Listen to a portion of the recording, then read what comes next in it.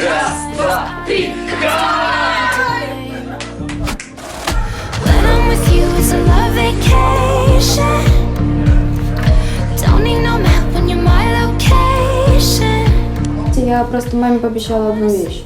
И я надеюсь ее исполнить.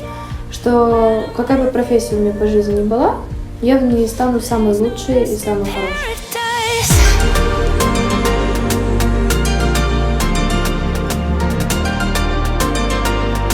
There's no rest in paradise.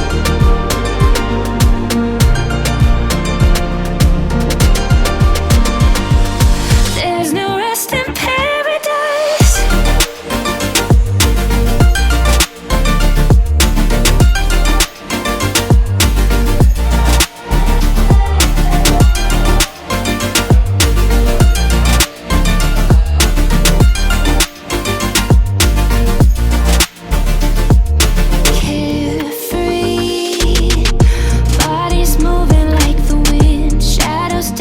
А если ты не сможешь стать самым лучшим?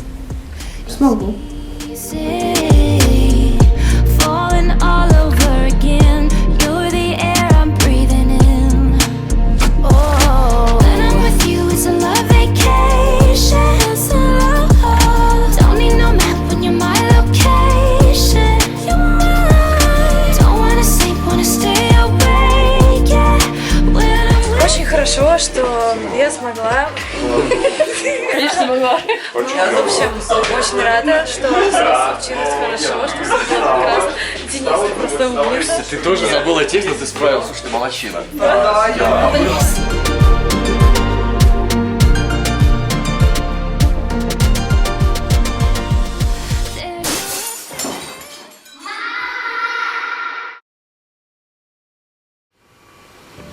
Я родилась, меня мама бросила куда-то в детский дом.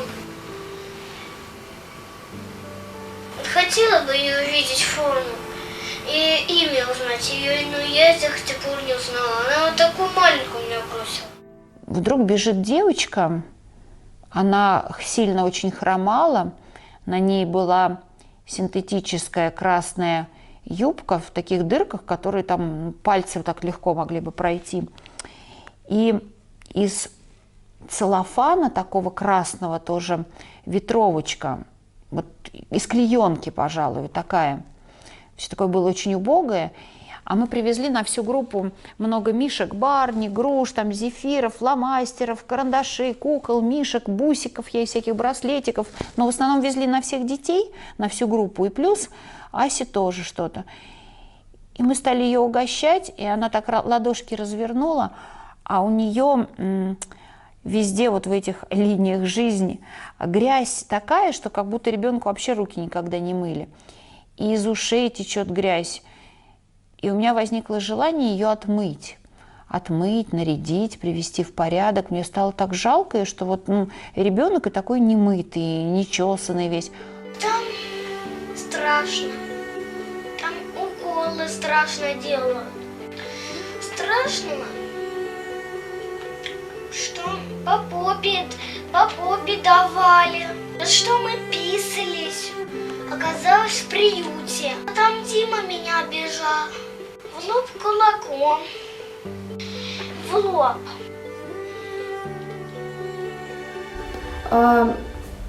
Меня нет, не били, вот, но, по крайней мере, я такого не помню. Может быть, мозг предпочел это забыть, вот.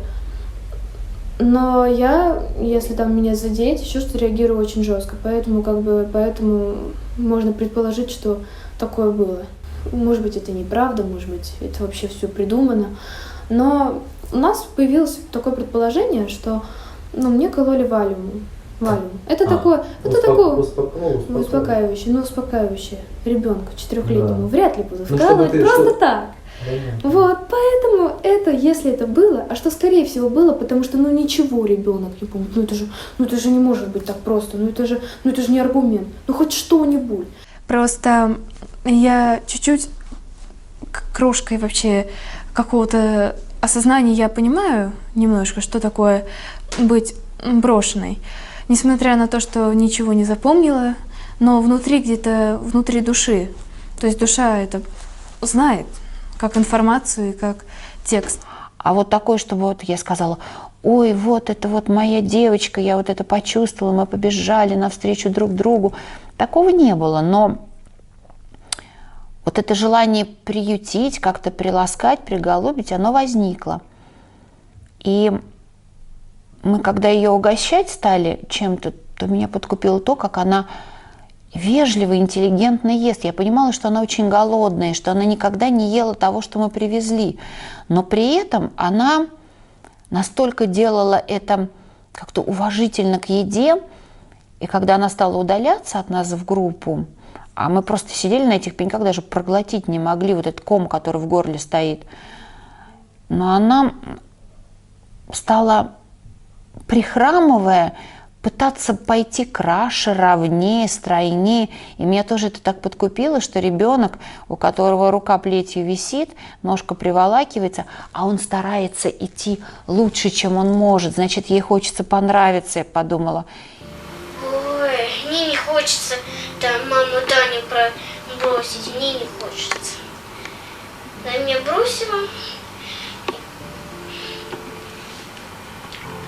Пусть другая меня мама заберет. Такую маму, которую бросила, я не возьму к себе.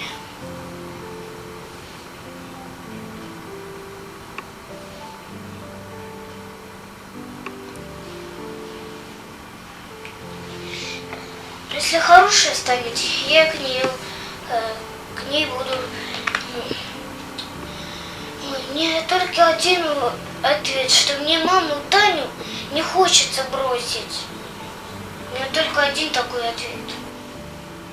Но простить обязательно, конечно, прощу без вопросов, потому что мне дано было такое, что хорошо, что я не у них, а хорошо, что я у моей мамы. Потому что так-то хоть может, человеком стала, и, может, действительно я сделаю что-то по жизни нормально, а вот с ними могла бы, вот действительно, умереть где-нибудь, еще что-нибудь, на наркоту свалиться. Поэтому слава богу, что не они у меня, ректора моей жизни, а слава богу, что мама.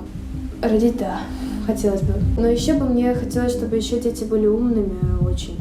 Вот. Если они будут не умными, если у них вообще будет слабоумие. Слабоумие, но меня это на некоторое время просто вообще нафиг выбьет из колеи к ядрёне фене. И мне придется просто перепрограммировать абсолютно все, потому что, ну, если хотя бы вот слабоумие, вот, да, не сильнее моего, которое было у меня, я, может быть, еще что-нибудь и добьюсь, и смогу им дать что-то. Но дело в том, что я не считаю себя сильной матерью, которая сможет воспитать Эрика Фрейна, Дауна и церебральщик. Я думаю, что я такое не потяну. То есть ты оставишь ребенка? Ну, вообще оставлять бы не хотелось, но, конечно, хотелось бы проверить, не хотелось бы, но такие вещи проверяются по жизни, но я такого, к сожалению, не исключаю, потому что в свою доброту я еще пока не верю. Нет доказательств. Я надеюсь, что все-таки мораль восторжествует, и все-таки восторжествует добро, и я, конечно же, буду ребенка как-то пытаться помочь ему, вылечить. У меня вот эта рана сочилась. И еще у меня рана, у меня сейчас она чешется. А вчера она не чесалась. И мы не знали, что она чешется, поскольку она делала это так виртуозно и так лихо это скрывала, что даже взрослые люди, никто не мог подкопаться и понять, почему ребенок заживо гниет, почему ребенок весь истекает кровью. Было лето, когда она почти все лето, буквально жила в душевой кабине. То есть мы постоянно ее мыли холодной водой, чтобы хоть как-то ранки подзатянуть. Мы отмачивали колготки в ванной, потому что нельзя было с нее снять ничего. Все прилипало корочкам к этим и снималось вместе с кожей. Мама переживала? Очень сильно переживала. А вчера ты какие истерики, какие ужас! Это ужас!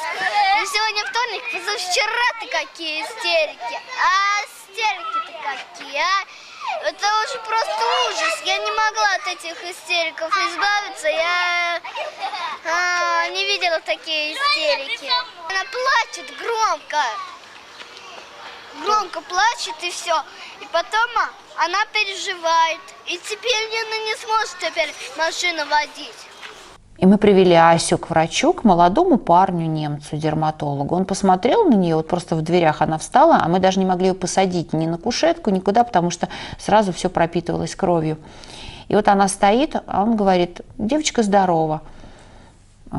И стал быстро-быстро говорить на немецком языке. И Ася его поняла полностью, и я понимала, что он говорит. Это тоже было так удивительно. Он говорил о том, что у нее нет никаких заболеваний, кожных болезней, у нее нет никаких системных заболеваний. Я сказала: нет, ну минуточку, постойте, мы летели из Москвы, нам надо, чтобы вы взяли все анализы, чтобы вы обследовали ребенка, чтобы вы сказали, как с этим справляться. Он говорит: да никак, идите и наслаждайтесь теми днями, которые вам осталось провести здесь. Мы на 10 дней прилетели. И мы вышли в таком недоумении.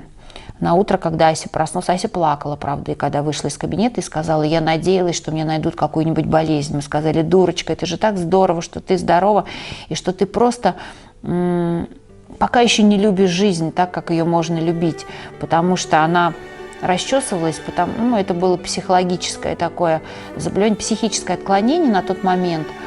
И мы показали ей все красоты города и Германии вообще. И так было здорово в этом отеле, и так было здорово на этих экскурсиях, которые мы посещали. И мы стали ей говорить: посмотри, как красиво, посмотри, как вокруг чудесно, можно ездить, наслаждаться этим, можно радоваться жизни во всей ее красе, во всех ее проявлениях. На утро, когда Ася проснулась, мы посмотрели, а все просто не белые, чистые, и уже не было ни одной кровоточащей ранки. И все? Все засуетилось. Все гонит Все гонит зиму вон. и жаворонки. И жаворонки. В небе подняли 3 звонка. Я до обморока боюсь ошибиться. То есть я просто постоянно, я же в детстве постоянно, как маленький лох, ошибалась, то тут маме соврала, тут не сделала то, не сделала все. Там вызывала одни чувства, другие. И это было настолько лохушестно и так ужасно. Я же вижу, как другие дети относятся к мамам, там все делают, исполняют. Там. Я, как сломанная кукла. В грудь забыли вставить сердце и оставили ненужной в сумрачном углу. Я, как сломанная кукла, только слышу, мне под утро тихо сон шепнул: спи, родная, долго-долго, а проснешься, люди снова захотят взять на ручки, убаюкать, снова покачать. И собьется твое сердце, только страшно ждать. Я еще очень много страшилок смотрю. Почему? Потому что, мне кажется, они очень нравоучительными. Хоть мама меня, конечно, на самом деле, когда ругает, что я смотрю страшилки, и говорит, что зачем ты портишь себе душу, ты же ведь впускаешь в себя вот этого там левого. Но я на самом деле, я стараюсь этого не делать. Я думаю, что, может быть, это не настолько плохо, потому что у меня по исполнению могут быть некоторые недочеты, но в душе у меня никаких основ не порушилось. Я Мишу одного чуть не убила просто за одно то, что он позволил себе про меня узнать о том, что я из детского дома не без моего ведома. И я ему сказала: слушай, сюда внимательно. И он извинялся: извини. Я говорю: знаешь, это была твоя огромная ошибка, что ты так позволил себе сделать.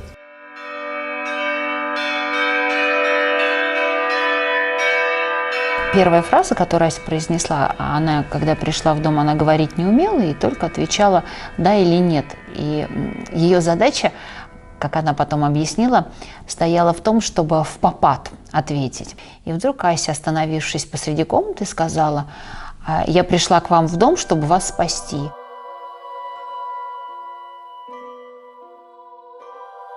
Ася очень близка к Богу и к вере привела не я ее, а она меня.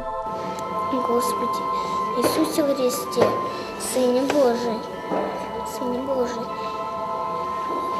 помилуй меня грешную, помилуй и спаси, избавь от болезни мою мамочку, рабу Божию Татьяну, избавь от болезни мою бабушку, рабу Божию Галину. Аминь. Ну, например, адрес Бога — это везде и нигде. А как он сам Можешь выглядит? пояснить, он здесь есть сейчас? Конечно, есть, и он все прослушивает. Вот прям каждое мое слово он прослушивает. А И ты это Бог? А я? Ну, а на самом деле... Ты сказала, что он везде. Да, но везде, то есть он в каждом из нас вот по частичке есть, это и есть душа. Я считаю, что просто вот людям вот Бог дает, например, небольшую такую Энергию. да, там килограмм энергии, ты должен потратить в определенное количество, да еще и свои затратить. И через буквально 2-3 дня мы поехали в паломническую поездку. Была очень интересная экскурсия, начиная от монастыря, где мощи святого Василия хранятся. И вот так вот мы спускались вниз, как по этапам таким. Мы сели в автобус и уже собирались ехать дальше, а в автобусе было очень много детей. И вдруг бежит монах и говорит: вот эту девочку, мне надо эту девочку. Ну, а все уже собрались трогаться в путь, но никто не возразил. Он за руку Асю вывел, я пошла за ними. И он сказал, что в нашей церкви-пещере, в нашем храме-пещере хранятся мощи святого, по-моему, Симеона. И вот с 40-х годов, он там захоронен сразу после войны, ракия открывалась буквально 2-3 раза. Очень-очень редко мы делаем такой обряд, когда можно прикоснуться к мощам этого святого вне ракии. И главный служитель этого храма сказал мне, что вот эту девочку надо приложить. Он наблюдал ее во время молитвы. Монахи не думала стать, но сейчас я поняла, что у меня очень много порочных мыслей. Ну, в принципе, вот мысли, которые вообще не совпадают с этой профессией, с этим призванием. Классно сказала профессия. Вот. Но на самом деле, это тоже же один из моментов таких вот. На самом деле, у меня не совпадает с монастырем только то, что я жила в детдоме. И для меня это все равно замок, ворота. Я знаю, Бог живет не в церкви. Он тихо селится в душе и бережет на вираже за миг, единственный до смерти, когда не верится уже. Я знаю, Бог живет в друзьях, с которыми роднятся души. Для них Он звезды утром тушит, чтоб был рассвет, а к ночи ужин, вновь у камина при свечах.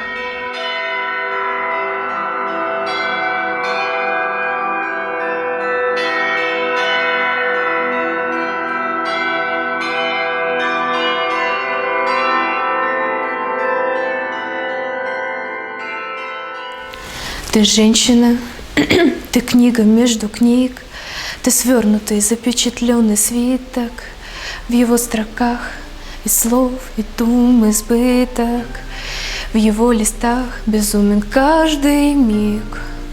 На самом деле верю, что вот как только я вступлю в институт и как только я его кончу, я стану действительно профессиональной актрисой, и я смогу смыслом, может быть, кому-то помочь. Ой, как мы редко говорим друг другу надежные и нужные слова, поэтому найти так трудно друга. Но в танце я лучше, конечно, проявляюсь. Там я сразу, больше вероятность, эта вероятность очень большая, что я так сделаю, что, проявлю эмоции, что люди откликнутся там внутри все, и все будет здорово. А что ты чувствуешь, когда танцуешь? Эмоции разные, что хочу показать. У меня идет мысли последовательно, и я их просто исполняю своим танцем. Я не знаю, в каком именно жанре, в какой именно области, но эта девочка будет великой. Я просто маме пообещала одну вещь, и я надеюсь ее исполнить. Что какая бы профессия у меня по жизни ни была, я в ней стану самой лучшей и самой хорошей, и самой сильной. Я затеряюсь в тумане, как маленькая звездочка в небе. Я затеряюсь в тумане, и нет до меня никому дела. Но я иду вперед, потому что верю в свою дорогу. Она увидела во мне какой-то талант, что мне кажется, тоже вот есть, что я что-то могу в этой профессии, и мне эта профессия на самом деле нравится.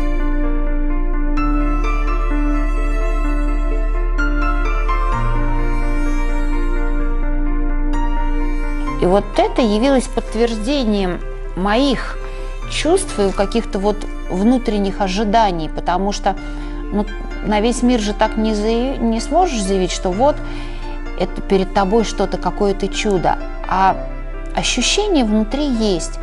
И когда люди это подтверждают, и когда являются знаки, которые это показывают, это очень здорово, потому что я не хочу, чтобы Ася гордилась, я не хочу сама кичиться этим. Я просто знаю, что она в этот мир послана не просто так, потому что уж больно необычным было ее появление на этот свет, и до сих пор ее годы жизни до 6 лет представляют собой чистый белый лист, на котором не написано ничего, даже национальности. У нее даже имени и фамилии своей не было. Ей просто из паспорта мамы переписали все это и все. Очень хорошая жизнь, да, но я сделала так мало, что мне нельзя умирать. На самом деле. То есть я ни для кого ничего хорошего особенного не сделала для того, чтобы можно было сказать: ладно, жизнь удалась. Но я рада, что мне удалось за эти 11 лет очень многое в нее вложить. И я считаю, пока это только первой ступенькой к тому, что должно произойти дальше.